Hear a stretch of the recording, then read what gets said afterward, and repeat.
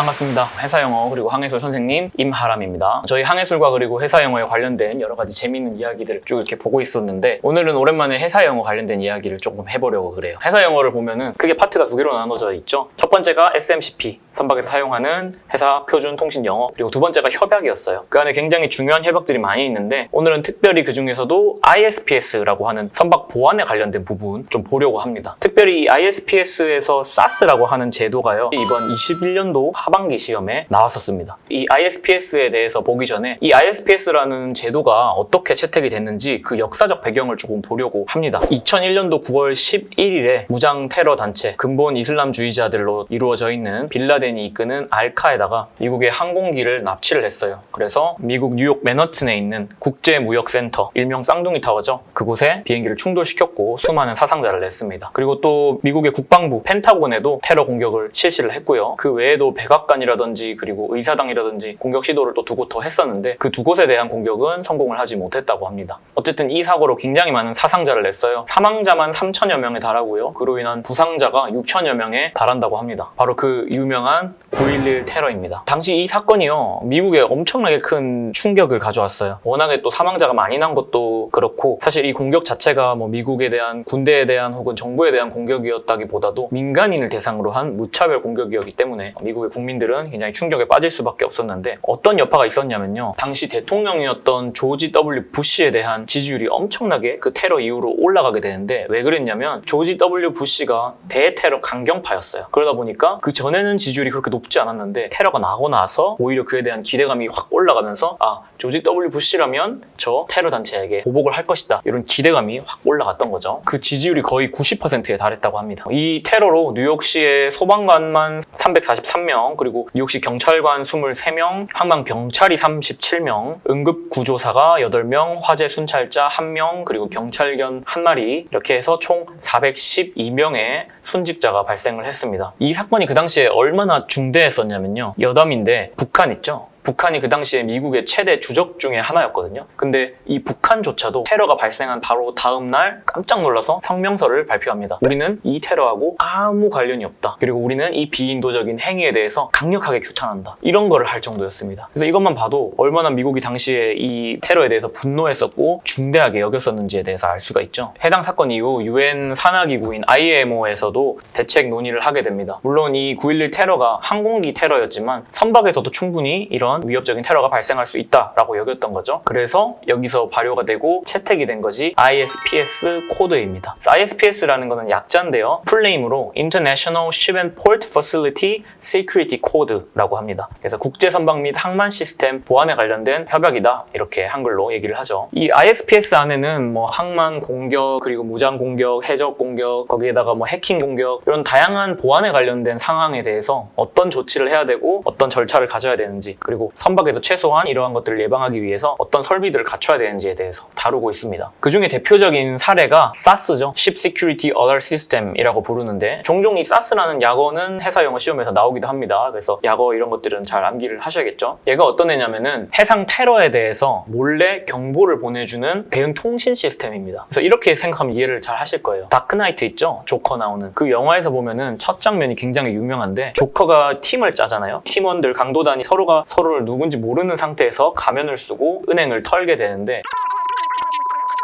어쨌든 처음 시작할 때 보면 그들이 은행을 들어가자마자요 하는 얘기가 뭐냐면 손머리 위로 두 손 다 들어, 이 얘기입니다. 이렇게 들라는 거죠. 그게 왜 그런 거냐면은 은행에 보면 데스크 아래 버튼이 있어요. 그래서 그런 버튼을 누르게 되면 주변에 있는 뭐 보안 업체라든지 혹은 경찰서라든지 이런 데로 자신이 지금 무장 공격을 받았다라는 경보를 울려주는 거죠. 그 영화 한 장면 중에 보면은 조커가 들어갔을 때 한 금발의 은행 직원이 몰래 손을 내립니다. 그래서 바로 그걸 보고 강도가 내가 손 올리려 했지 라는 장면이 나와요. 그래서 누르지 못하고 이렇게 손을 올리게 되는 장면이 나오는데, 그 버튼을 누르려고 한 거예요. 근데 사스가 뭐냐면 그거를 그대로 선박에다가 적용했다, 이렇게 생각을 하시면 됩니다. 그래서 항해사가 이렇게 항해를 하다가 해적으로 의심이 되는 선박이 오고 있다, 그러면은 이거를 누르는 거죠. 혹은 뭐 선박에 타고 있던 해적이 진짜로 갈고리 가지고 걸고 올라왔다, 그래도 이렇게 누르는 겁니다. 혹은 그냥 뭐 해적이 아닌 줄 알았는데 항만에서 누가 해적이었다, 그래도 몰래 누르는 거죠.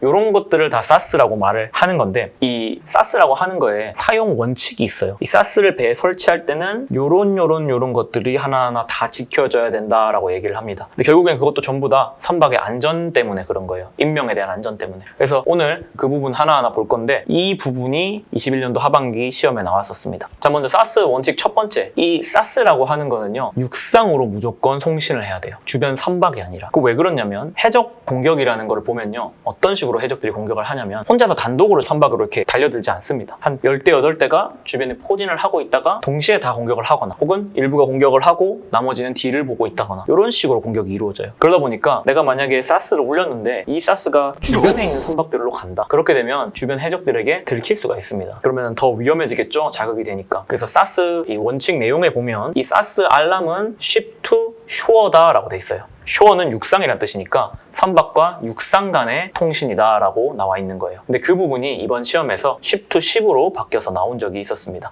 그래서 주변에 해적선이 있을 수 있기 때문에 주변 선박에게는 보내지 않는다. 이것만 알았으면 틀리지 않았을 문제겠죠. 자, 그 다음 두 번째 원칙입니다. 우리가 이 사스를 이제 발동을 시켰어요. 그런데 이것을 내가 발동시켰다고 해서 음향 경보라든지 이런 것들이 절대로 선내에 울려서는 안 됩니다. 아까 앞에 다크나이트 얘기를 했는데 만약에 조커가 이렇게 은행을 털러 왔어요. 은행 직원이 성공적으로 버튼을 눌렀다 쳐요. 근데 만약에 그 경보가 은행 실내에서 울린다. 그러면 바로 총 맞겠죠? 자극을 할 수 있습니다. 그래서 이런 부분들 때문에 사스는 절대로 선내에서 울려서는 안 됩니다. 세 번째 원칙은요, 사스가 한번 작동이 되면은 누군가가 이거를 정지시키거나 재부팅할 때까지는 계속 육상에다가 경보를 보내줘야 돼요. 끝나지 않고. 왜 그러냐면 이 해적 공격이라는 것에 대한 경과의 길이가 얼마나 될지 아무도 모르죠. 오랜 기간, 장기간이 될 수도 있고 순식간에 끝날 수도 있기 때문에 누군가가 멈출 때까지는 계속해서 경보를 울려줘야 된다라고 하는 원칙이 있습니다. 그리고 마지막입니다. 마지막은 이 위치에 대한 얘기인데 사스를 어디에다가 설치하냐라고 돼 있냐면요, 선박에 보면 브릿지라는 장소가 있죠. 그 안에서 선박 조종을 하고 그리고 항해사가 견실을 하고 항해 당직을 쓰게 되는데 아무래도 선교, 브릿지에 있는 항해사가 가장 먼저 해적 공격을 식별할 확률이 높습니다. 아무래도 선박들이 오는 거, 움직이는 동향 이런 거 볼 수 있고요. 그리고 제일 위에 있다 보니까 누군가가 몰래 갑판으로 올라온다거나 이런 것들도 다 볼 수가 있죠. 그리고 브릿지 자체에 선박 통신 설비들이 많이 있기 때문에 주변에다가 경고를 한다든지 도움 요청을 한다든지 이런 조치를 하기에도 적합할 겁니다. 그래서 무조건적으로 한 개는 선교에 있어야 되고요. 그리고 최소 한 개 이상이 그 외의 장소에 또 있어야 된다. 이렇게 나와 있습니다. 대표적으로 선장실에 많이 설치가 됩니다. 그래서 오늘은 회사영어 협약 파트에 나오는 ISPS에 대한 역사적인 배경 그리고 그 중에 하나인 사스가 어떻게 작동을 하고 그 원칙들에 대해서 조금 봤었어요. 협약 파트는 여러 가지 설비에 대한 것들, 기준에 대한 것들 이런 이야기들이 많이 나오는데 되도록이면은 그런 애들이 왜 생겨났고 뭐를 대비해서 얘들이 있는 건지 이렇게 이해를 하시고 접근을 하시면 암기를 할 때 좀 도움이 많이 될 겁니다. 그래서 오늘은 여기까지 하고요. 다음 주에 또 선박에 관련된 거, 회사 영어에 관련된 재밌는 이야기로 찾아오도록 하겠습니다. 감사합니다.